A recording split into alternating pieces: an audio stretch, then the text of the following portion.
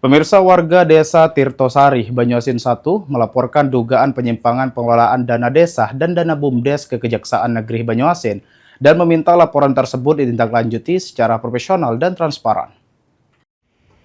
Sejumlah warga desa Tirtosari mendatangi Kejaksaan Negeri Banyuasin untuk melaporkan dugaan ketidaktransparan pengelolaan keuangan desa.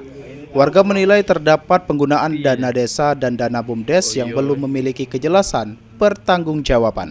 Salah satu warga Gunawan mengatakan dugaan tersebut terjadi sejak tahun 2020. Warga memperkirakan terdapat anggaran sekitar 400 juta yang hingga kini belum diketahui secara jelas penggunaan maupun laporannya. Selain itu, warga juga menyoroti minimnya perkembangan pembangunan desa selama beberapa tahun terakhir.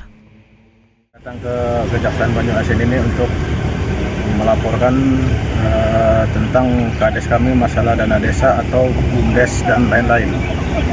Dan